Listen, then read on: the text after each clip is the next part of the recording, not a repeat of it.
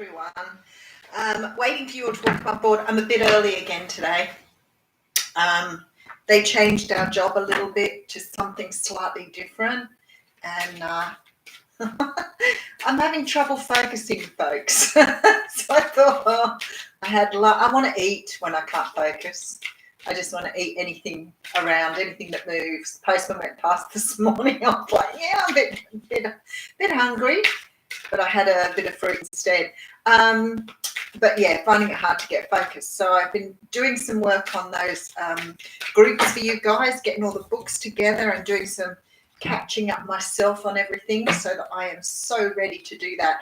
Had a great response. So if you're interested in the groups, I did put it under the daily videos. There's a few spots left in a couple of the first groups the first time round. Hey, Jess, how you going? And then we'll be moving on to the second round. So I'm very excited to be able to run those for you. So do go and check them out. If you have any questions, just get back to me on that. Okay, so I'm looking to draw a card first off from the Animal Spirit deck. Oh, hello, Joanne. How long weave on how you doing? Which? What? What does that mean? How long weave or how are you doing? Not quite sure, Susan. Not quite sure how to answer that. I'm sure it's auto-corrected on you there, unless I'm missing something here. I'm good, though. I'm extra specially good. I think this last, having all this time, hello, having all this time at home is just doing wonders for me. I have got so much time to get in amongst myself, do my own work, learn, meditate, all the things that you just don't normally have time for. And I'm loving every moment of it. It's been absolutely fabulous. And then I got so excited yesterday because I went to buy a whiteboard so I could do the lessons on a whiteboard to see. Now I know that was really cute, Susan. And I went to buy a whiteboard and then I realised it was cheaper to buy a double-sided. Yay, Rebecca, how you going? How wonderful to see you here. And I went to buy a whiteboard and I could find it. I found a double-sided whiteboard on wheels. I was like, great. So I ordered it and ordered a whole heap of other stuff for, starting up classes and things. And I thought later, wow, I'm just so excited about the most simple things at the moment. I don't want to say I need a life because I think somehow or another I've just found one. Things are just quite different at the moment and you get excited about a whiteboard. But I am very excited to have a whiteboard. So I've been, I don't know why I'm glowing. It might be the lights. You know what? I also have got the headset on. Oh, golly. I hope you can hear me okay. I've been yakking away. Whether or not you could hear, I'm not sure now. But I forgot to put the headset on. Oh, big ears. So there we go. So can you hear me okay? Hey, Moira, how you going? What a gem are you. Hello, Scott. How you doing? Moira, I want to say thank you for doing all that research. It's fabulous. I can't believe you did all that. It's wonderful. I will look into those people.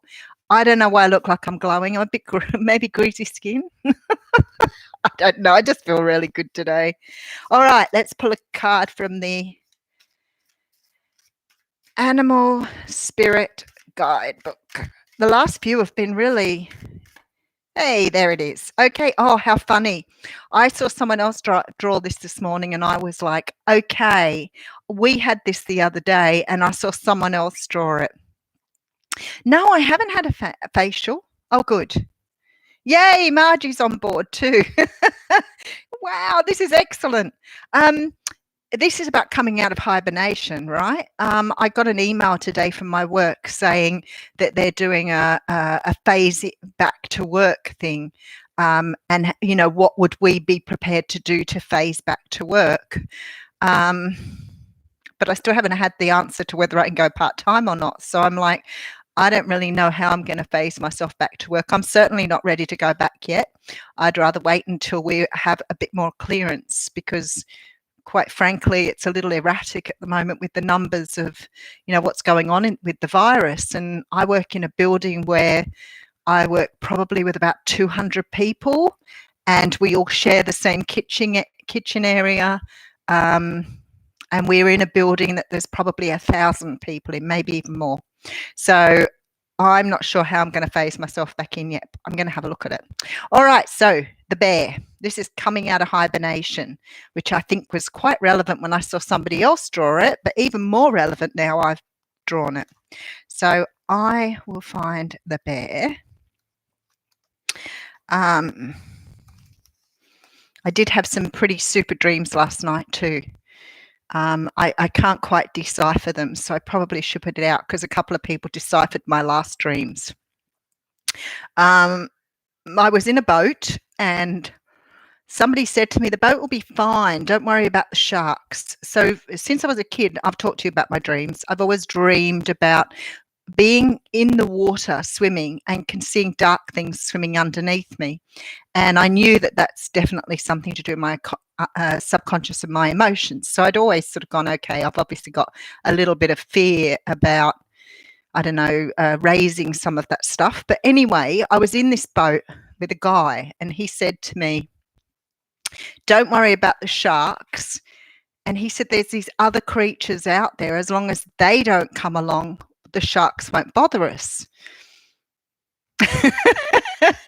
So I sat in the boat thinking, are these other creatures going to come along? Well, they did. And the reason that I felt that he'd said that was because these other creatures were eating the sharks.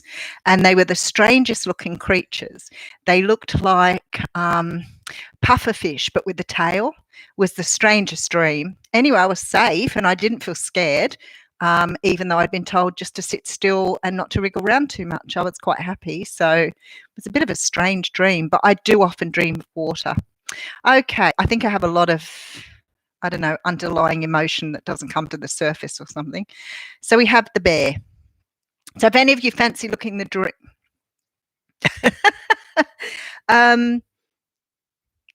I'm reading everybody's go. Sorry. The bear. This is about waking from spiritual slumber and beginning anew. After a long winter, the bear arises from deep slumber. At first, the movement and effort are difficult, but the bear knows it's time to awaken and move toward the dawning light. The bear card represents an individual on the cusp of new directions and personal transformation. The initial weeks and months of this spiritual guest may feel tricky, cumbersome, and full of obstacles, but you have no choice, bear. Winter wanes, the warmth of spring emerges, and your transformation begins. I love it. I love it. Oh, there you go, Rebecca. I'm right. Like, it's funny, isn't it? Yeah, this is about inner strength and yearning to grow. Yeah, I've always loved water too, and I'm really, really happy swimming in a pool. In the ocean, I never sort of minded if there was a lot of people in the water, but I do love the waves, but I would prefer if it's busier and not too busy. But I don't. I've been to a couple of places like lakes and things like that, and done kayaking, canoeing, and things. And I don't like the bottom. I'd rather not walk on the bottom if I don't have to. It's not really because of the squidgy mud. In the ocean, like on the sand, even then, I don't like walking because I know what's underneath, and I've seen it.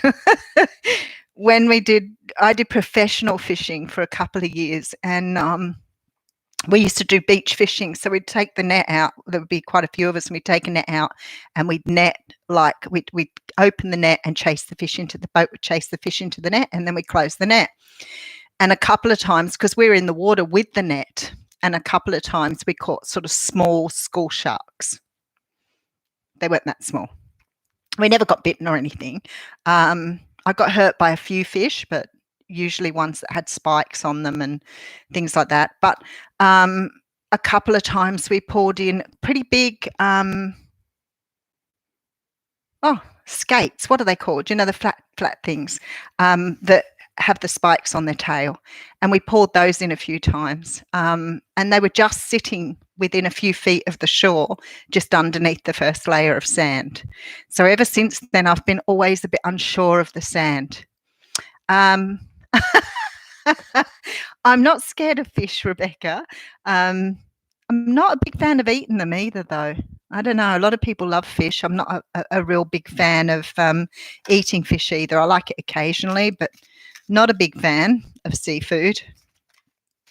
But then we've talked off and on here because I like my steak.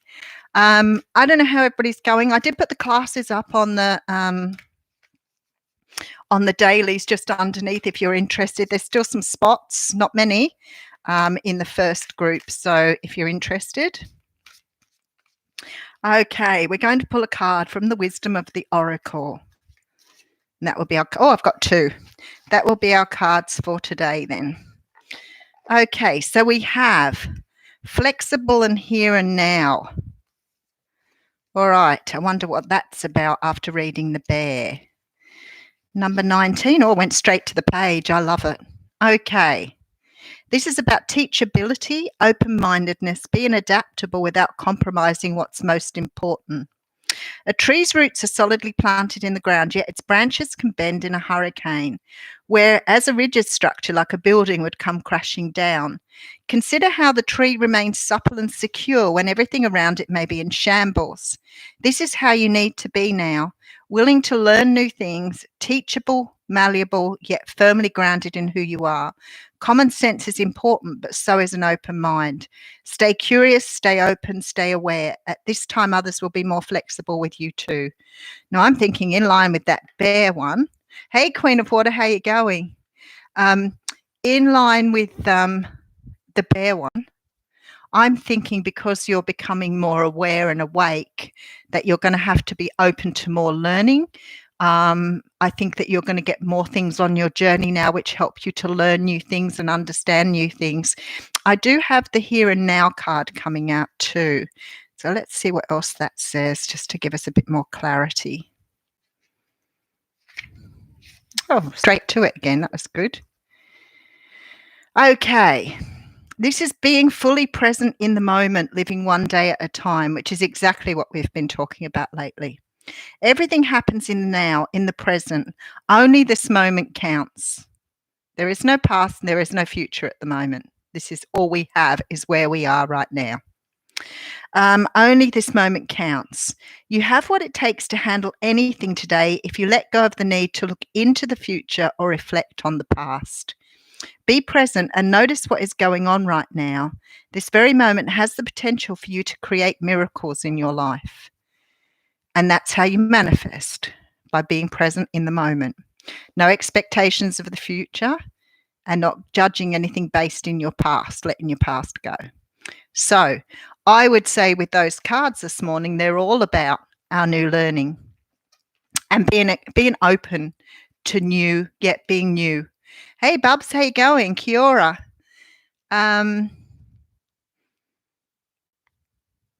Did I miss anybody? No, everybody's here. Oh, very funny, Scott. we got comic relief on my channel. Who'd have thought?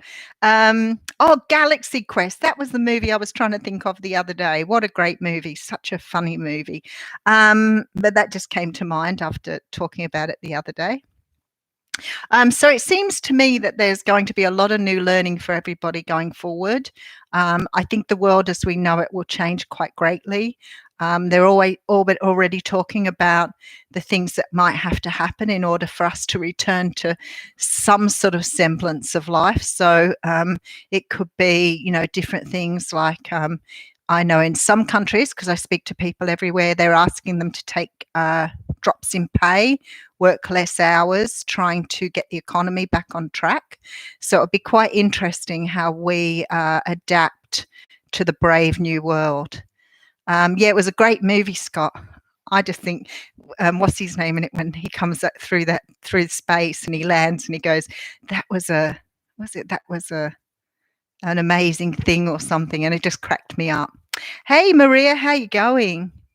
Yeah, I think I'm liking it too. That's why I said I don't think I've ever felt this complete and and able to just sort of sit in my own presence. I don't think any of us have really ever had that opportunity. I do miss the sociability of everything, and it was really exciting seeing my kids on the weekend. But I think that the appreciation for what was is fantastic, and I love that, being grateful for what we have.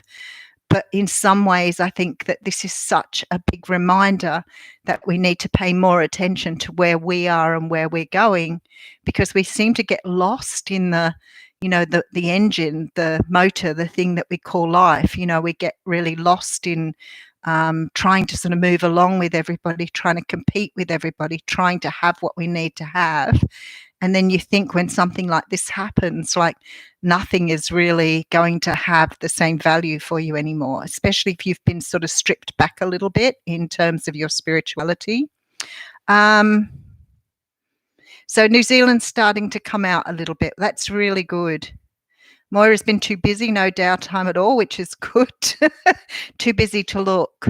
And that's okay, because if you're in the service line where you're doing the work that is really required, I think it's amazing you guys have kept going. That sort of just, I guess, is something that we're going to have to really appreciate. And I read this thing where the government was thinking about cutting wages to essential workers. And I was like, why not just cut back the big corporations? And I know they're losing, apparently billions of dollars a day, but cutting back some of the essential workers just doesn't seem fair at all. So, yeah, exactly, Maria. It frustrated me a little bit to read that. Like, they're the people we need the most. Just leave them alone. If we all have to take a cut in pay, I'll take it. I'd rather take it and see someone else on the front line still keep the money in their pocket to feed their children and pay for their babysitters while they, keep the country going. No argument from me whatsoever. Hey, Julian, how you going? Yeah, I think gratitude's going to be very, very big for us going forward. And there's been a lot of messages in the readings, and the readings this morning I did were very, very different. Talking about now, this is the time now where you should really be considering yourself in a very different way. Really paying attention to the messages you receive, and if you're doing something in terms of your work or what you're not wanting to do, why are you forcing yourself into a life of work you don't want to do when you could do something that was close to your heart? And I'm sure many of you are receiving those messages already. They're coming through thick and fast everywhere. So there you go. Yeah, for the checkout people. Like, they put screens up around the checkouts here in Australia, which is fabulous. And of course, we've got the 1.5 metre check. But apparently people don't understand 1.5 metres, which blows me away a little bit. And I've seen them go up, and the people at the checkout, and they're up there, talking to them. And I've seen them have to say to people, you need to stand back on the cross, because they're not even regarding that at all. And my daughter-in-law said she took my grandson out the other day, and she said somebody just come straight up and went to hold him and touch him, and she was like, no, you're not allowed to do that. So it's a shame really that people don't understand it, because that's our lifesaver. All the other stuff, you can put all that other stuff aside. The main thing we need to do is stay distanced from people. No, they are not. Oh, did they? Good, Maria. I'm glad that I found them very powerful. Scott, yeah, no, people don't. People don't care. Or I thought the other day, if you have really poor hygiene, people will stay away from you. So I thought if you don't shower for a couple of weeks and then go shopping, maybe they will stand back from you. Because that's a good way of keeping people away. Maybe go into the store coughing. Maybe that will keep people away from you. No, in all seriousness, and I don't want to make light of it, I just think that some people are just not aware. They are simply not aware, or they're so narcissistic that they don't think they should have to comply with the rules, which is normal for a narcissist. No showering, no deodorant. No, don't do any of that. And when you're really smelly, go shopping. Because I figure that anyone with a good sense of smell is going to stay at least a metre away from you, so you're pretty safe. But not everybody's like that at all. Not everybody's like that at all. So where are we up to? 20 minutes. So I started pulling the books out because I wanted to give you some books to read for some of the things we've been talking about. And then I wanted to put some books aside that I'm going to use for the classes. So I went through this morning and I thought, I'm going to show you, this is the book I was talking about yesterday. I read this book pretty much from cover to back in one go. It is so good. There's a few people who recommend it who, have quite a high subscriber rate on YouTube. So they're very well respected. Some of these books are sort of written from people's own perspectives. And he talks about complex PTSD. Now, somebody asked me about this the other day because usually just say CPTSD. But this is the PTSD that you get over a long period of time rather than one-off or, one or two events. This is something that's cumulative in the mind. So when it happens over a long period of time, it never used to get recognized because PTSD was always sort of something people related to that came back from war or had a really like a knife or a gun held to their head or whatever, and they had that one-off event that created this.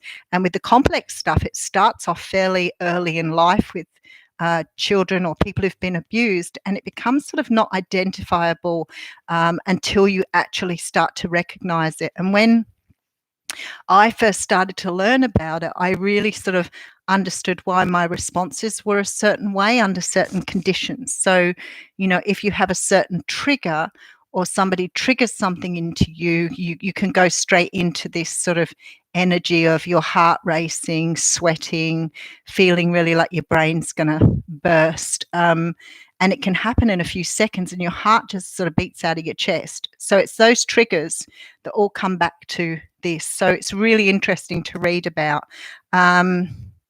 I'll just read you a little bit on the back here. The causes of complex post-traumatic stress disorder range from severe neglect to monstrous abuse. Many survivors grew up in houses that were not homes, in families that were as loveless as orphanages and sometimes as dangerous.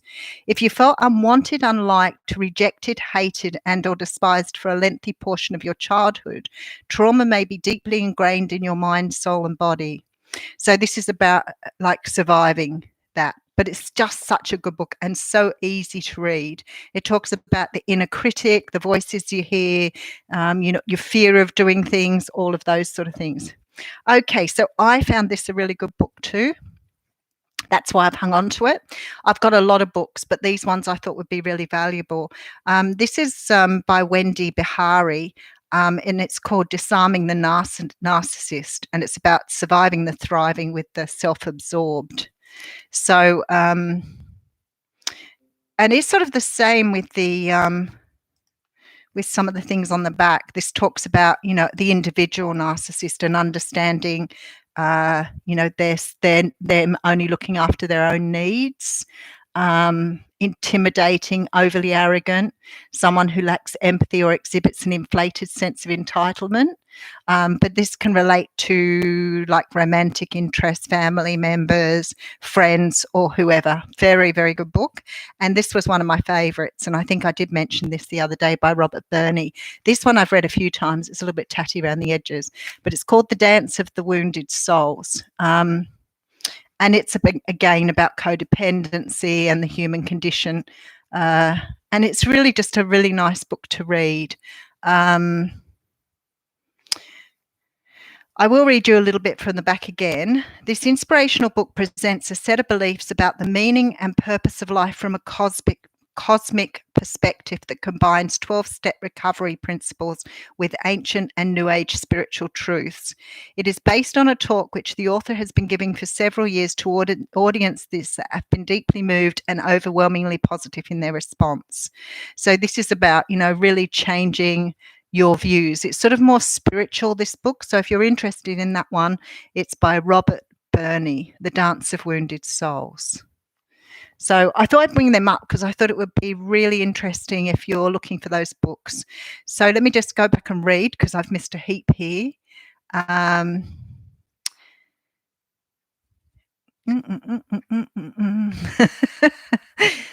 Sorry, sometimes I forget where I am. So when I'm role modeling and I say things that are inappropriate, please learn to ignore me, move on, or challenge me in any way you think you should. Don't feel scared, because sometimes I am inappropriate.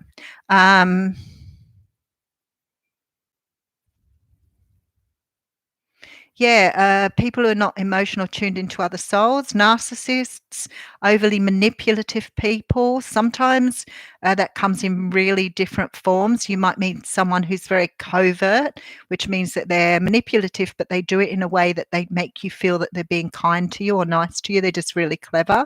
You get the overt narcissists, which are the people who obviously, are really big, loud, and don't really care what you think, and they're really over the top. Not that any of them care what you think, but there's other types that fit into there. And somebody said to me once, you can't call people narcissists. You don't have a qualification. So sometimes to be a narcissist, you have to sit on a spectrum, which means you have to have so many markers for being a narcissist. But at the end of the day, I guess I'm not talking about narcissistic personality disorder. I'm talking about people who have traits of narcissism. And there are a lot of them in our community. And I read this thing once that says you are going to work with people like that. They're the people who get to the top, don't do any work, but talk all the time about how good they are. And you get people who are in your family who you don't feel comfortable being around. They're very, very manipulative. And you may even have friends that are like that. And obviously there are so many markers to identify someone who has narcissistic personality disorder. And some of the people you meet may carry enough markers that they might be. You can't diagnose them, but you can certainly recognize that they are those types of people. And we often see them as manipulators. They often don't respect others and expect that people should behave a certain way for them. And they can be quite cruel and unkind and also separate you off from others. So domestic violence is a really good one for that. Not a good one. I don't mean good. Domestic violence is a place where manipulators get to play their games. Oh, hello, Avalon by Nature. How are you going? Rebecca, I've seen. Scott, I've seen. Which one did you order? You ordered the one by Pete Walker. You will not be disappointed, Maria. It's a wonderful book. Seriously is. If I could sit and read it to you, I would. You know what? Not attracting narcissists is not a skill. You don't attract the narcissist, Scott. They get you. They come after you. They see your vulnerability. They're like moths to a flame. They're wolves in sheep's clothing. They come after you. They sense your energy. You have to learn to shut your energy down. You have to learn to shut down your aura. You have to learn to turn your vibration down when you're around people, because that empathic or codependent nature shines like you wouldn't believe. So you have to be very, very careful not to let them come to you, but they pick you.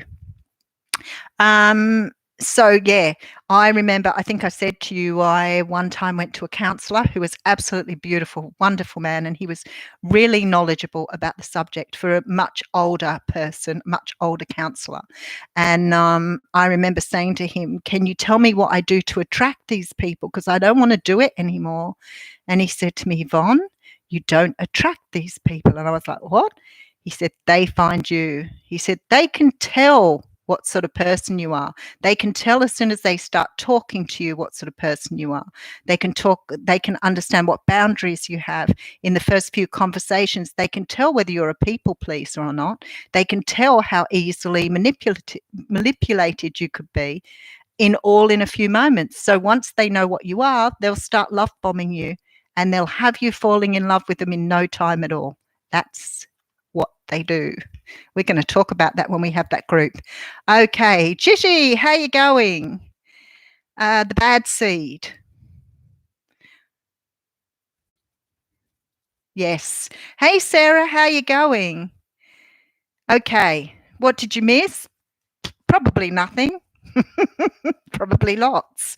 So narcissists are not, we don't attract them, but we do in a way by being the type of people we are. And when we talk about the type of people we are, we tend to spiritually sort of call ourselves empaths. If you were a psychologist, you'd call us a codependent. And if you were just a person who was talking in layman's language, you'd probably call us a people pleaser. But then the narcissist can be some of those as well. So it's a little bit complex and a little bit confusing. But if somebody knows they can manipulate you and they are a manipulator, then you're like prey to them. And they have very, very very clever ways of working you to get you to slave to them, to become a slave to them. It's very, very clever. And it starts, as I said, with a love bombing phase. So they know what to say. Within a few minutes of knowing you, they'll work out who you are, what your weaknesses are. So that's why you have to have good boundaries. You do not give personal information away to people until you really know what you're dealing with. And people do. I've met people that have been talking on the train and start talking about their really personal information. I'm like, I feel really uncomfortable with that. Stop. I don't need to know that stuff about you. You should really learn to see what the red flags are, which we've talked about many, many times, and how people manipulate to see how much information they can get out of you. So it's sort of, the normal conversations when you first meet someone might be around, I don't know, what you like, where you like to go, the zoo, things like that. But all the time, a narcissist is gleaning all that information to see how they can play that back to you. And then the next time they start talking about the things they like because they know you like them. So that's the first hook. Wow, we have so much in common. That's fabulous. Look how much we have in common.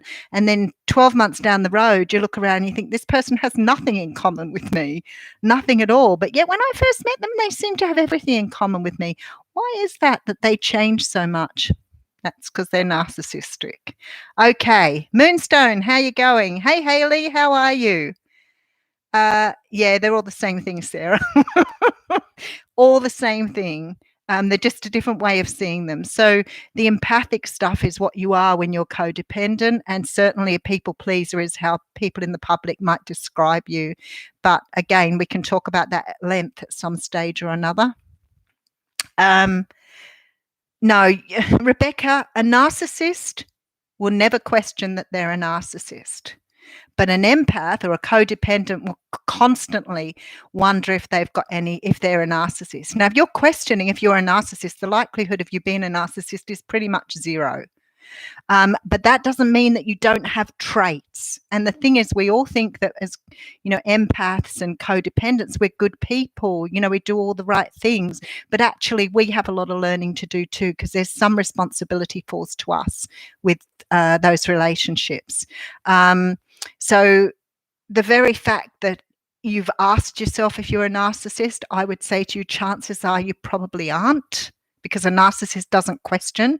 They're like a psychopath or a sociopath. They don't know who they are, so how can they answer that?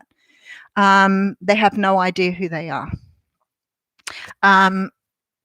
But what we can do as empaths and codependents is we can sometimes take on some of the attributes of a narcissist.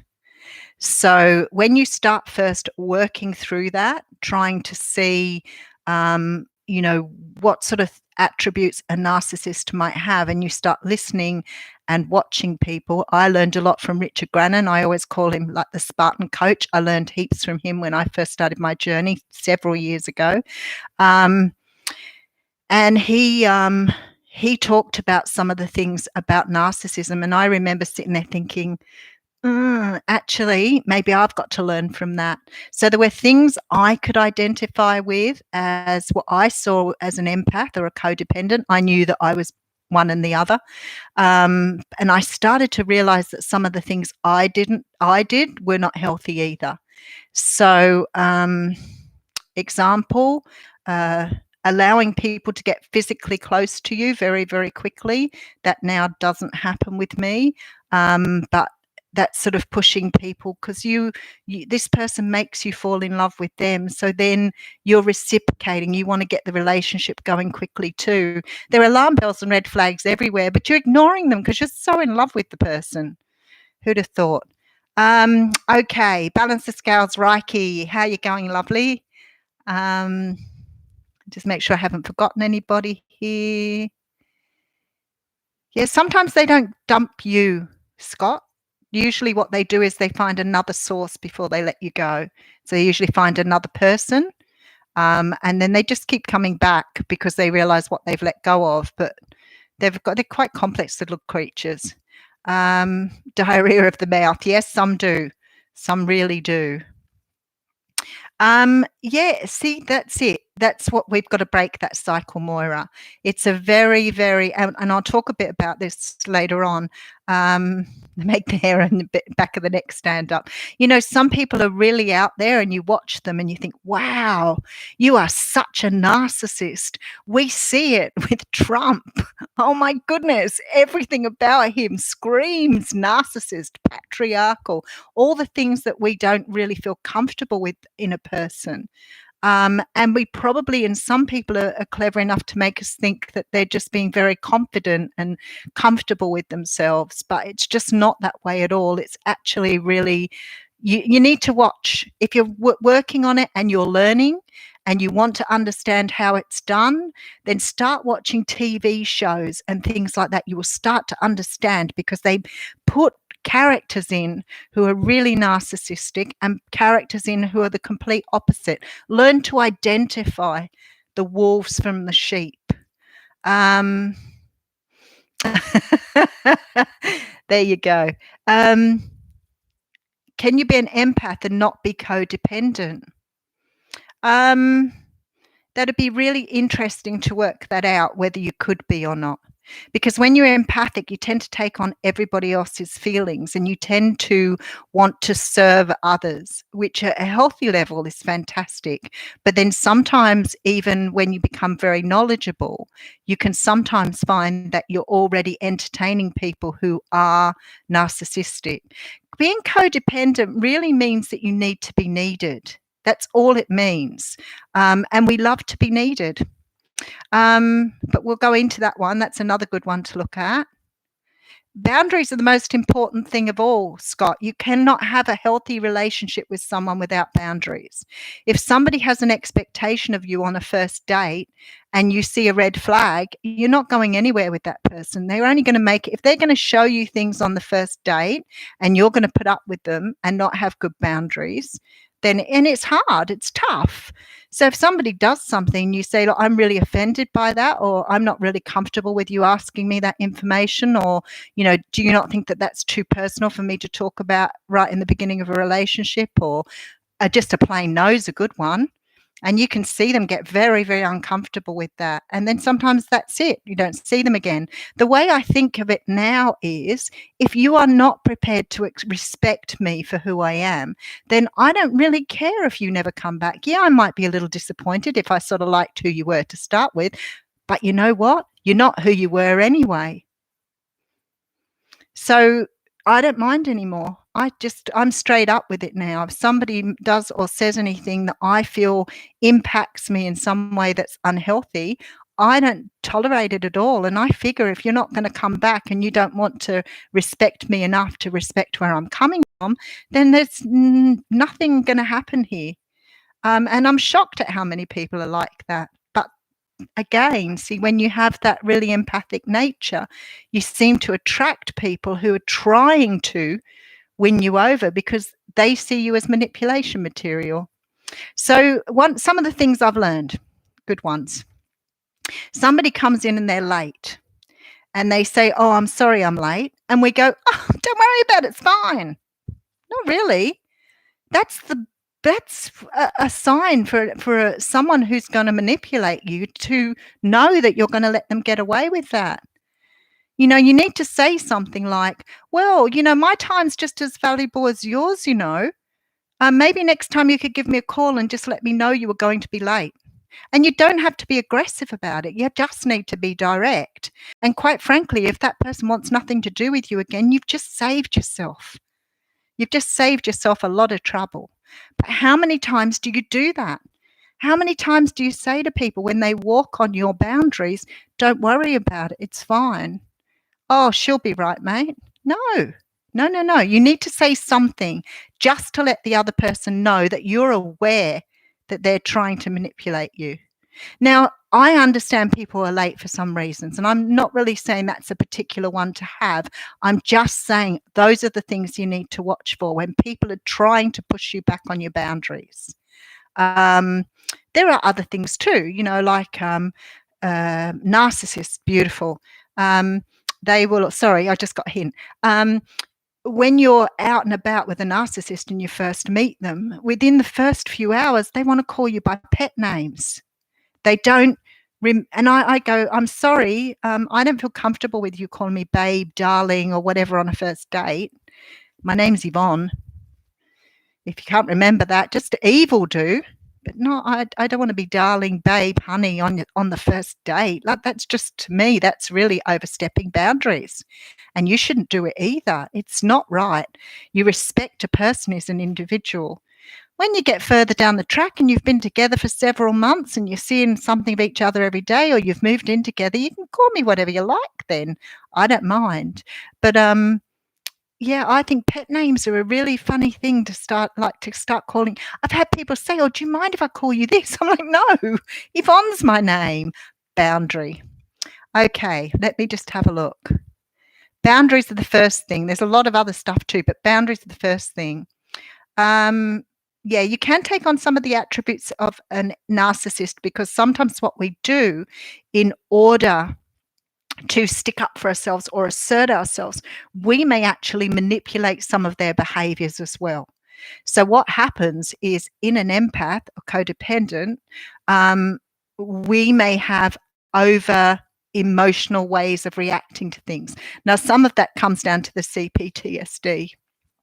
And this is why I say to people, you have to learn to master your emotions, because what happens, especially if we were perhaps raised by someone who was narcissistic, sometimes chucking tantrums and getting upset was the only way we could get noticed or heard. So as adults, we adapt to that behavior, and sometimes our emotions are a bit much, and the narcissist feeds off those. So if a narcissist says something to you and you don't particularly like it, like an insult, you starts to raise your emotions, and instead of stopping and just looking at the situation, we go straight back. And now I say to them, "Hey, I know what you're doing." No reaction here. So that's a really good one too. And that is part of the learning from the narcissist. Getting too close too fast. I've had guys who've wanted to marry me on the first date. I've had guys who are already talking about inviting me to their Christmas party a month down the road, inviting me to meet their family within a few days. Those things aren't normal behavior, but they want to get you locked in. If they can get you locked into that relationship nice and quickly, get you falling in love with them, and they can lock you in really quick, then they have ultimate manipulation priorities for you, without any doubt whatsoever. And that's what we do. But see, we're feeling the same, because don't forget, they've hooked us. We're already feeling like we're in love. "Oh, it's wonderful. He wants me to be his family already. He's already talking about us moving in together. We've only been together for 2 weeks." No. Oh, hey, Jolene, how you going? Yeah, I've done a few too. They're not very nice people. Some of them are so very, very quickly. Some of them very, very quickly hook you too. Yeah, see, there you go. Maria's the same. So we're all here for the same reasons. The empath stuff, you can learn to protect your own energy, but it's really about having a really good self-awareness of it, like a good awareness of yourself. But it's about having an awareness of other people. But you have to work at it. It's not something you can just know. So as I said, you can, watch television shows, pick people out, work out people you work with, see how they are. Once you start to learn those attributes, it becomes very, very easy to work out on who's manipulating you. Very, very easy.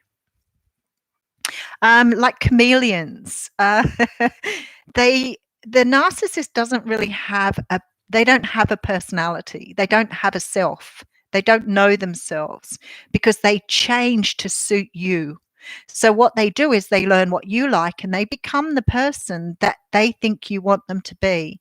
So if they think you want Prince Charming, they will do their best to be Prince Charming for you, and they will shower you with gifts and do everything the right way. And there'll be red flags there, but you'll ignore them because they've got you completely befuddled with everything else that's going on, which is a real shame because by the time you realize that you're there, you're already probably months into the relationship. And then because of the gaslighting they do, you start to question whether it's you or them. You start to question, am I the narcissist? Is it my problem? What's wrong with me? The gaslighting is especially good to get you feeling like you just don't know who you are anymore. Saying things, and then you say to them, well, you told me this, and they'll say, no, I didn't. But you can clearly remember them saying it. You probably can remember where you were standing. But if somebody keeps telling you, no, they didn't say it, until you just start to doubt your own sanity. So by the time you leave the relationship, you have very little of yourself left because you've sort of given everything away to accommodate them. So your whole self is just an extension of them, which is what they want. And that is when they get you hooked and they start treating you really poorly then. So once they've got you hooked and they know they've got you manipulated, they can do anything they want then. And if you keep giving in and people pleasing, you keep giving in to them all the time and the time and the time and the time, eventually you have very little of yourself left. And you just wake up one day and then your resentment starts to set in. Your anger starts to set in. You're like, I do everything for this person. I bend over backwards. I give them everything. How dare they treat me like this? But really, you've done just as much damage as what they have because you've just accommodated them the whole time. You've not listened to the red flags. You've, allowed someone to gaslight you or abuse you. And then you get angry and the anger starts to really eat away at you then. And then that changes the whole dynamic and it becomes a very toxic relationship between two people then. So then that can start all sorts of trouble then. Yeah, you're going to learn to have boundaries, Margie. Yeah, definitely. Hello, Emily. How you going? You snuck in there. I didn't see you sneak in. Yeah, no, narcissists not really. See, the thing is, narcissists and codependents, they come from the same families, often the same situations, often the same type of abuse. It's just something in our genetics makes some of us go one way and some go the other way. It happens with all sorts of abuse. I don't know why we can't explain it. It's that whole nurture nature argument. Why is it one person turns out to be so empathic, codependent, and a people pleaser, and the other person turns out to be narcissistic and manipulative? We can't answer that. There is no difference. It's just unfortunate it goes that way. But what it does show is that people with attachment disorder tend to attract the people with another type of attachment disorder. So if you have abandonment issues and you both have attachment disorders, you're probably going to find that you get together with those people because they most represent the love you didn't get from, or the type of, or the display of how someone loved you. Because remember, we're attracted to the narcissist in the first place because of our own abuse. That's when it starts to get a bit complicated. But you're either looking for your mother or your father in a relationship. Sorry to tell you that, but Freud was right with that. We tend to look for the person that represented the parent that we saw as loving us. So if you had a parent that, say physically abusive, who knocked you around all the time, then you might look for those attributes in someone because you saw your parent as loving you. And if that's how they displayed love, then you automatically think that's how someone loves you. That's how it all starts. So it sort of starts to come from that sort of stuff. So, yeah, hate to be the one to share it with you, but you probably married your father or your mother. And some people have great parents. It's got nothing to do with parents always being abusive or cruel, although we could argue that abuse is not always like hurting someone in that regard. Sometimes abusive parents can be that way because they've never had good boundaries with their children. So they could have spoiled them rotten, been loving, caring parents, but never had healthy boundaries. So a child grows up thinking, this is what love is. I can treat people like I please because that is the way I grew up. And I can be, very expectant of people to do what I want them to do because there was no boundaries there. So if mum does everything for a child might grow up, and that's why I said there's no judgments here, but a child might grow up then thinking, I've had everything done for me, so therefore I now want everything done for me. And then get angry or abusive if they don't get their own way, if they had that. So you can have good parents, but just not healthy boundaries set or not understand how to set boundaries. Now, this is really funny. Yeah, that's right, Rebecca. No, I was using that as a very loose example with the being late. I still think you need to identify it. You can't just say to people, that's okay, don't worry about it. That's what I'm trying to say. Even if someone's late because of something in particular. So if they come in and say, I'm sorry, I'm late, I missed the train, then I think it's still okay to have healthy boundaries and say, well, you could have rang me and let me know that you were running late. That's a boundary. And it doesn't have to be mean and it doesn't have to be aggressive. It's just saying, I am as important as you. You are no more than important than me. That's all a healthy boundary is saying, I respect myself, I value myself, and therefore, and if I value you too, I think that you could just put yourself out a little bit and just give me, a little bit of reassurance that you are going to respect me too. But it's more about having that in place. If you were always saying to people, don't worry about it, really? Because you walk away and you get really cranky about it. You're like, that person's just held me up for, 15 minutes. It was totally unnecessary. I'm really upset about that. But if I say something, then I don't get quite so upset and I don't take that on board. It is hard sometimes not to get angry, Moonstone. I totally agree with you. And that's how to learn or how to practice assertiveness. And assertiveness is not about being aggressive. It's about just saying what you need to say with no emotion. So I'm always saying on here, about being the observer, about detaching from your emotions. There are times when you need to do that to get your point across. Because if you come in with emotion and go, well, that wasn't fair, what'd you do that for? Then you're going to get back, well, it serves you right. Because somebody's just going to mirror exactly what you're saying. But if you say to somebody, what you did hurt my feelings and I'm really upset about that, then they've only got a couple of ways to go with that. So having healthy boundaries and being assertive is really, really important. If you want to have a good equal relationship, it's a very important part of building a relationship with someone. So for many of you, if you have a look about... let's have a look at a friend or a family member. And you've got a family member, say, or a friend who says to you, I can't do this week. Can you come over and help me? And you go, yeah, sure, no worries. So you go over and help. And then the following weekend they say, I've got this really big problem. Would you mind coming over and helping with me? And you go, no, that's fine. I'll come and give you a hand. And then it gets down to, you've done all of these things over a period of time. And then one day you say to them, I'm really stuck. I need some help with something. And they go, I'm too busy this weekend. And you're like, I've done so much for you and I've never asked you to do anything. And now you're saying no to me.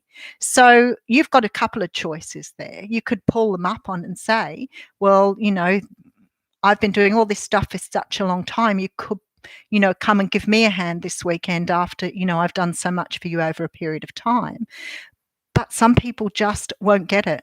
They just don't get it. They think you're there for their benefit. So then you've got the choice, and that's a very loose example again. But you've got a choice then.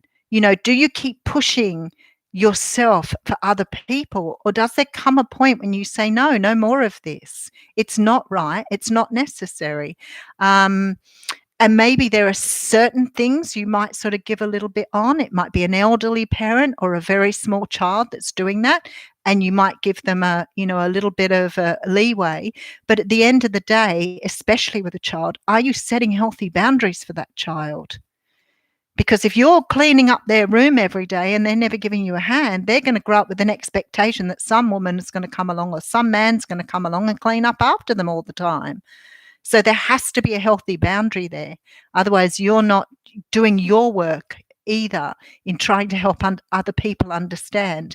And you know what? Sometimes when you do that, so many things for someone and then you ask them for something back and they say no, there's an opportunity there for you to say, well, that's fine then. Don't ask me to do anything again because I won't be helping you. I tell you what, they'll change their colours pretty quickly. They'll soon turn that around. Well, I'm busy this weekend, but I might be able to help you next weekend. Great, let's lock you in for next weekend. Okay, stalking.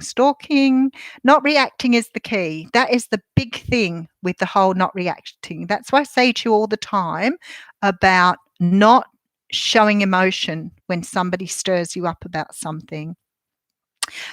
Most twins are narcissists. Most twins are narcissists. The whole relationship between twin flames is about that dynamic. Unfortunately, it's the dynamic between two very injured souls, mostly in childhood, that have come together to heal each other. But you see, the empath or the codependent of the twin will go ahead and do their healing. They know that they need to heal from that. It's so painful, it cuts through to their very soul, cuts through very, very deeply. But often the narcissist, it doesn't. So the narcissist has to have an awakening in order to do that healing. And a lot of the time they don't. They don't choose to. It's too much work for them. There's nothing wrong with me. But I believe that some of them do. And I've met people who've come around who've had very, very narcissistic behaviours. Mostly women, really, more than men, but I'm sure men have too, that have realised that their behaviours are just too beyond belief, and they have to really understand that they've created pain for others, and that has to come as an epiphany or a spiritual awakening or something to wake them out of their little reverie. Thanks, Maria. Calling them on the insult, and then they say, sorry, they didn't mean to hurt you. Most narcissists won't say sorry at all. Generally, if a narcissist insults you and you turn around and say, that hurt my feelings, they're like, don't try to change me. It's just my sense of humour. I was only joking. That's the sort of response you get. I have known narcissists for years I've never heard the word come out of their mouth. So that's another one. The run is about, yes, that's how the run is. So how do you tease out a narcissist from a twin? Well, they've already got you hooked, haven't they? That's how you get hooked into the relationship in the first place. I believe there's a greater purpose for all of this, but as a spiritual person, I get sort of that is the journey here to try and help people heal. And again, like, I don't know that all twin flames will come together. I've certainly known twin flames who've come together and done the healing, but not all twin flames will end up together because not every time will both people do the healing that's required. But you know what? As long as you have, as long as it's affected you and you've put in the time to heal yourself, that is the most important thing. But you cannot pine for the other person because they never put in the work that's required, which is sad but true.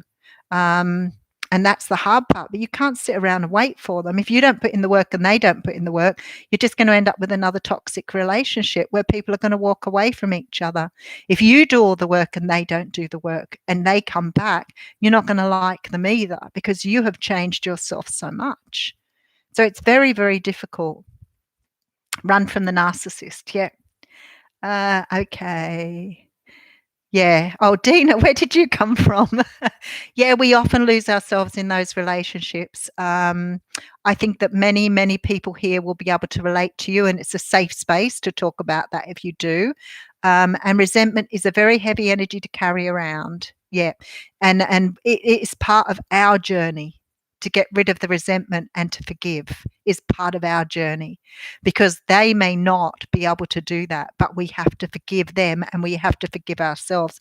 Otherwise, we will carry that resentment around for the rest of our lives, and that's not healthy either. So it's a really beautiful journey. It's very complex, but I always say you're not responsible for the other person. You are only responsible for yourself. Yeah, I do, Rebecca. I think there's a much higher spiritual element to the whole thing. And I do think it's about us adapting to, the sort of childhoods we had. And even if you didn't have abuse in your, or you don't see abuse in your childhood, then it's still the room to grow and to be a better person. So, yeah, beautifully put, Moonstone. I'm going to repeat that. Knowing that you allow for a narcissist to take advantage of you and taking on that responsibility is what helps you forgive them and remove negative emotions. Beautifully said. Those emotions that we have developed from childhood do not serve us as an adult. And they often manifest, as I said, in that PTSD reaction, which is the racing heart, the anger flushing to the face, that feeling of being out of control, and it can happen in a millisecond, and you've got nowhere to put that. So if you have PTSD because you've been held up by a gun or a knife, you know what's created that energy. But when it comes out of nowhere, you don't know. I was sitting with a friend in a pub one day, and she went off to the toilet. And she came back and sat at the table, and I said to her, "Are you okay?" And she said, "No, I've just seen so-and-so's sister." And I said, she was sweating and everything. I said, "What's happening?" She said, "Oh, I know, my heart's racing. I can barely get my breath."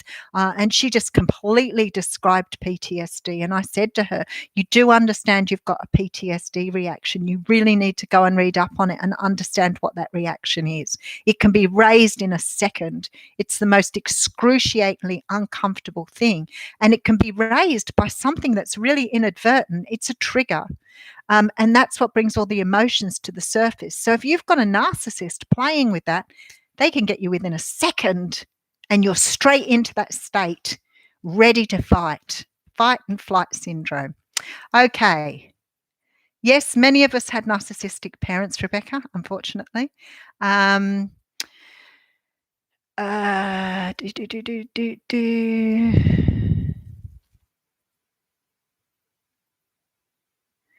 on a second. I don't want to miss anything that you've said.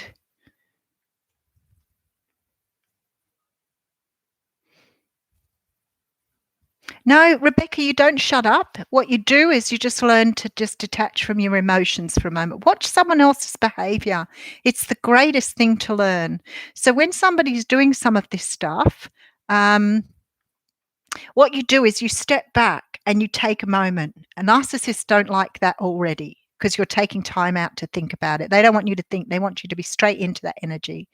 So you just say to them, "Just hang on a second. Let me have a think about that." Or, "I'll take that on board and I'll get back to you." Don't respond, because they're feeding off your response. Yeah, they are hard to have boundaries, but the easier it gets, easier as you're doing it. Definitely.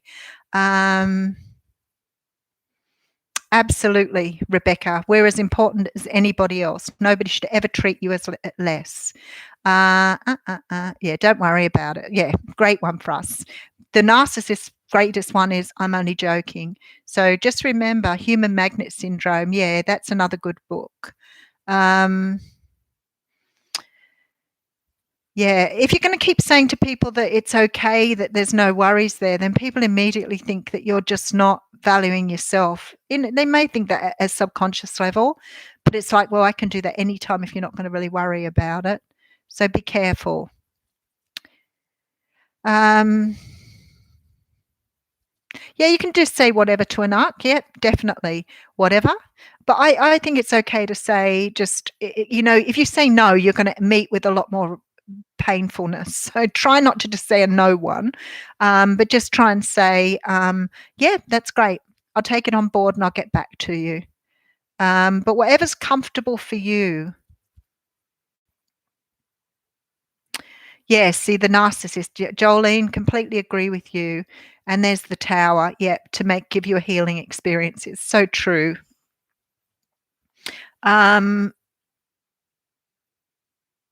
Yeah, see, again with the twin thing, they do. But as I said, I know that narcissists don't come across as nice people, and I'm not in any way, shape, or form supporting their behaviors. Please believe me, I do not. I've had enough of them in my life.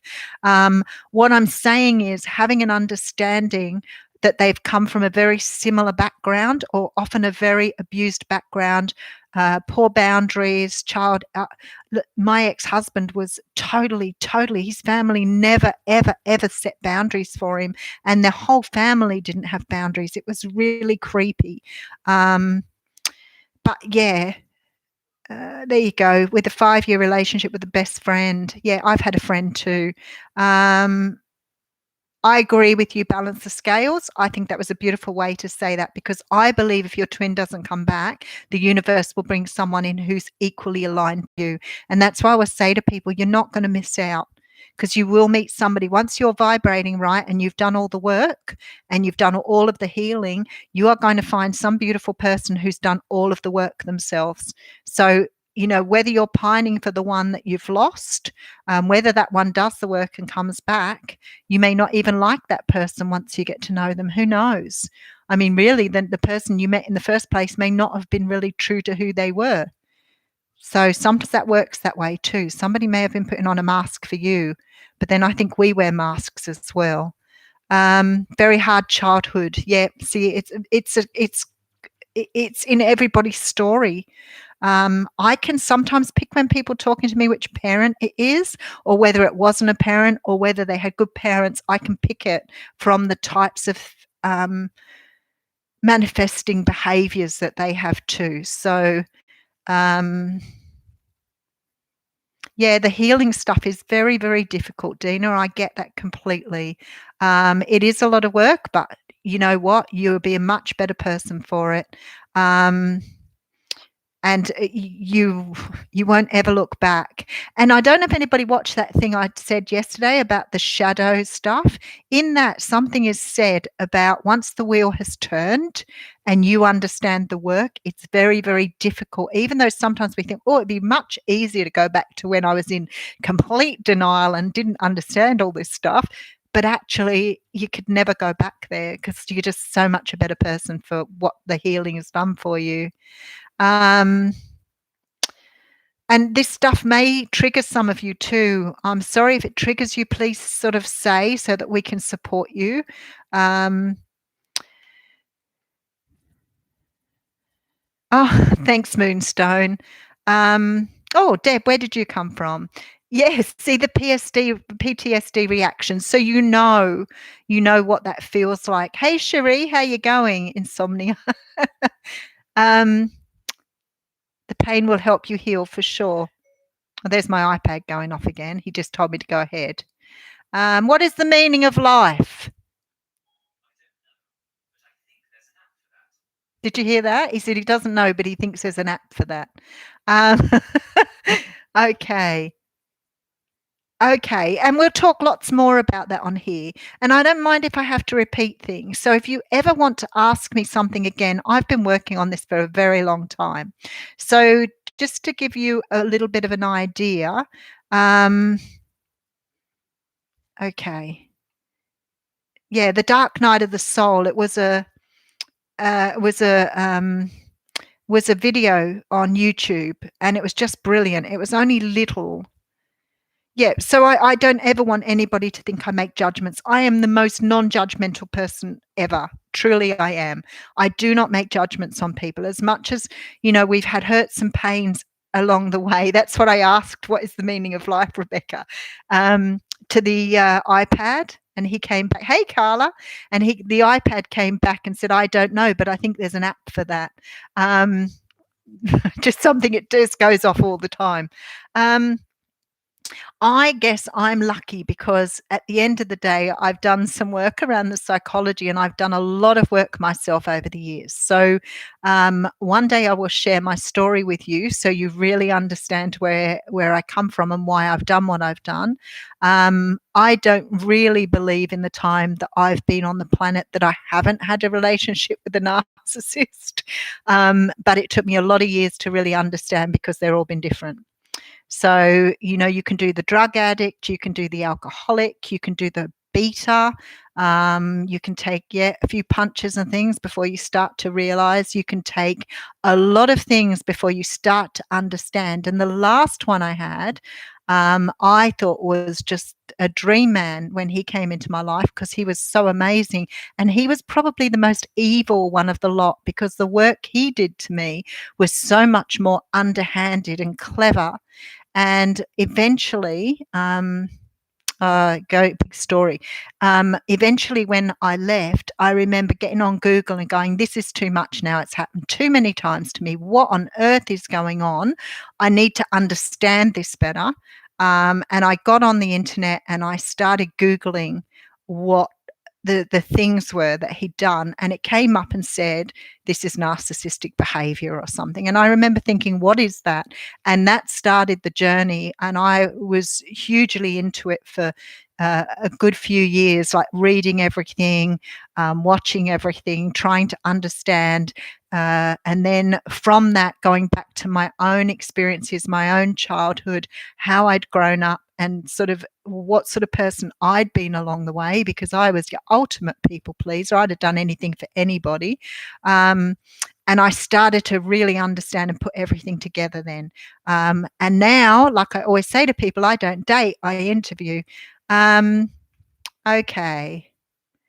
Yes, see, I was going to say, just be careful of the triggering, Rebecca, because talking about this stuff can give you the PTSD thing. So just remember that's a reaction, but just do some nice diaphragm breathing if you have learned how to diaphragm breathe, and just ground yourself. Put your feet on the floor and feel the floor underneath your feet.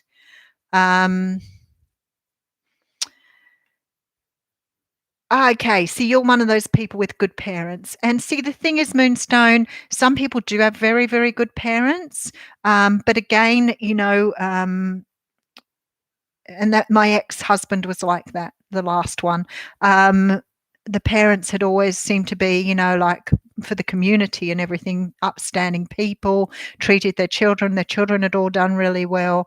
But as I got to know, I saw it in the family. There was never any room for any, you couldn't be critical in any way, shape or form because they would come against you.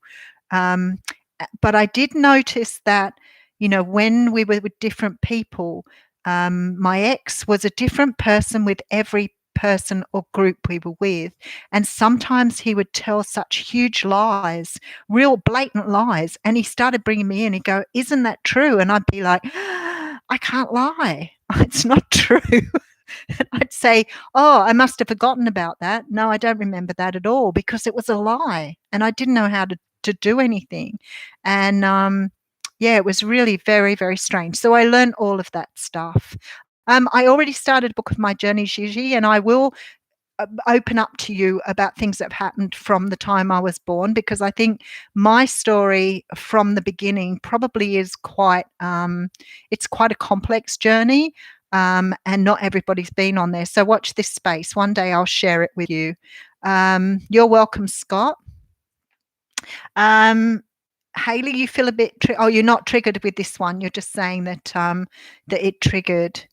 Yeah, I know. And the reason that it happens to you is not because you're a bad person.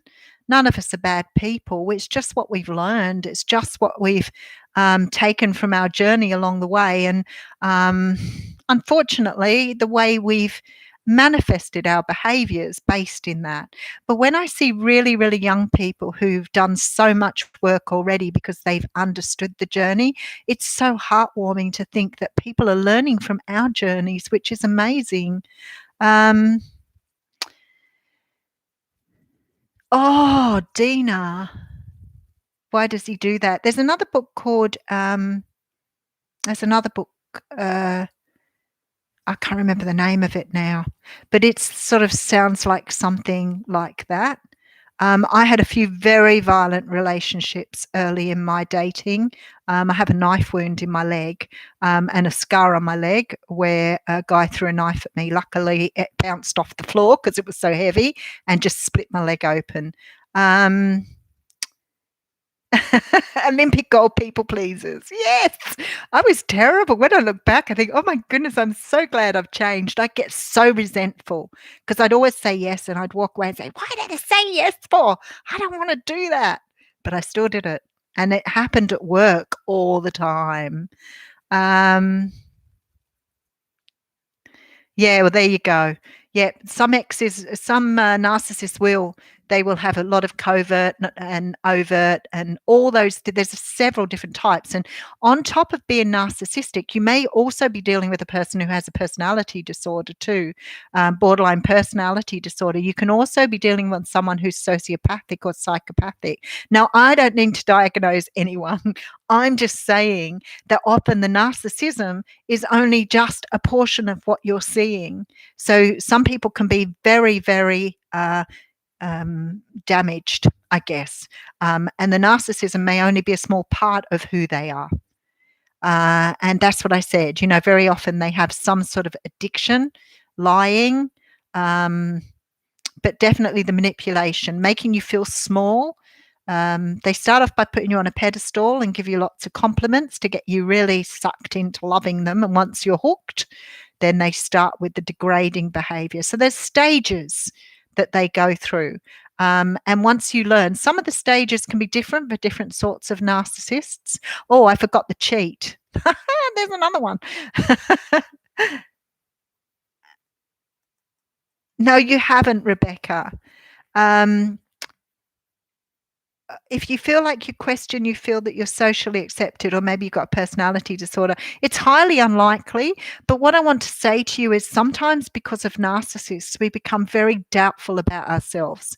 So even when we leave, even when we go to a counselor or a psychologist, even when we've done some of the work that we are asked to put in, it doesn't matter. There's still a part of us that still takes time to feel confident or comfortable.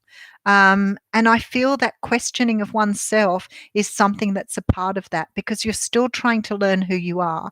And if you've come from a family, who, you had issues with to start with, and then you've gone into relationships where you haven't been allowed to be yourself or be the person you were meant to be, eventually you come across, you come across a time when you're questioning everything about yourself, who you are, everything. And those questions, like you just said then, maybe I've got personality disorder.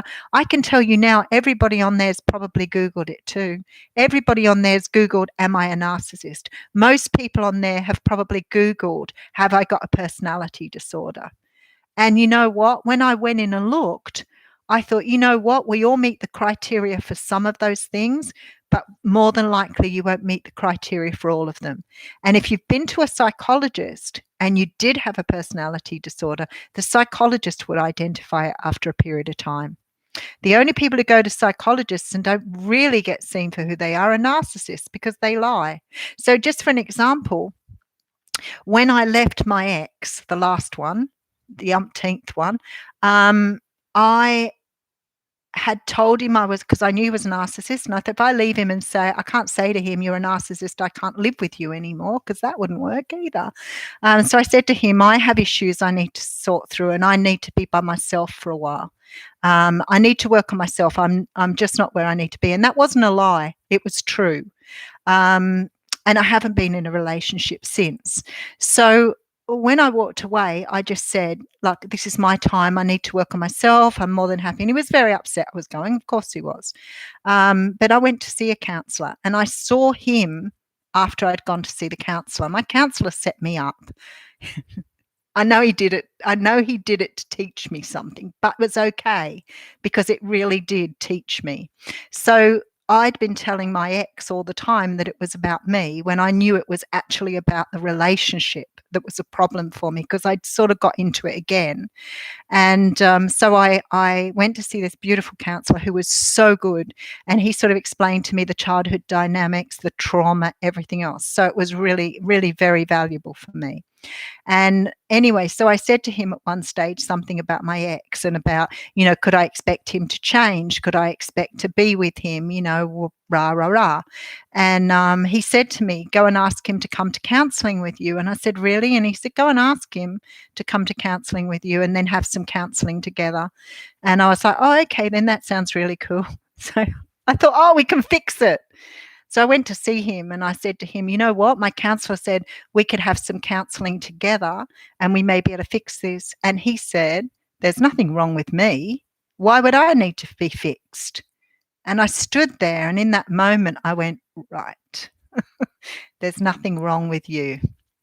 So there was no way in the world you can fix a relationship when one person's completely in denial. It can't be fixed no matter what you do. You can bend over backwards, invest all you like, put all the love into that person you want to, but you are not going to fix them.